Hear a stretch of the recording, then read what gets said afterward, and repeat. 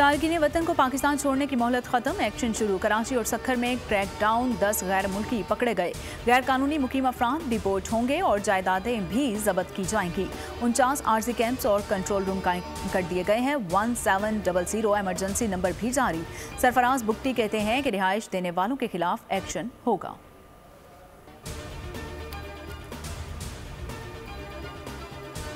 किसी की जमीन या जायदाद पर कब्जा नहीं कर रहे, तारकीन वतन वापस जाएं, वीजा लेकर आए। निगरान वज़ीर आज़म का दो टोक मौक़िफ़, कहा पीटीआई पर इलेक्शन लड़ने की कोई पाबंदी नहीं।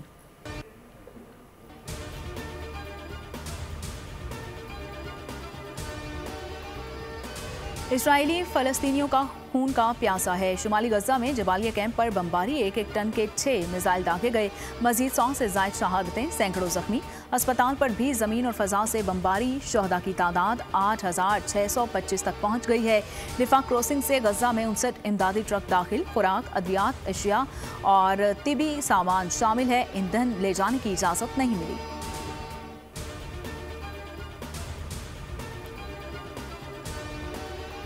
हमास ने सिहोनी फौज का हमला नाकाम बना दिया। इसराइल के मजीद 4 टैंक्स और बख्तरबंद गाड़ियां तबाह कर दी गईं।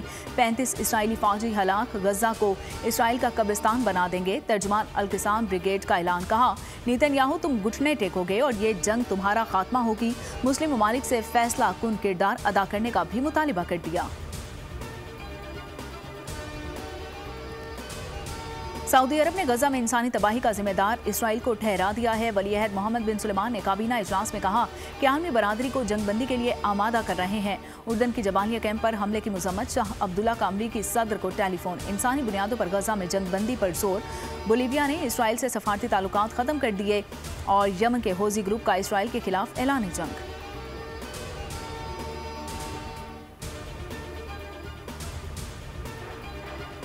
गजा में दिल दहला देने वाला कत्लेआम हो रहा है। कराची में भी, कश्मीर में भी खिलाफ वर्जियाँ रिकॉर्ड की गई हैं। इंसानी हुकूक को जामे अंदाज में फ़रोग दिया जाना चाहिए। अक़वाम मुत्तहिदा में पाकिस्तानी सफ़ीर मुनीर अकरम का जनरल असम्बली इजलास से खिताब, कहा इस्लामोफोबिया की वबा मुस्लिम नस्लकुशी का खतरा लाहक है।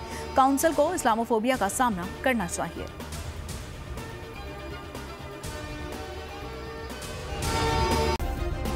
सब्सक्राइब करें और बेल दबाएं ताकि कोई खबर रह न जाए।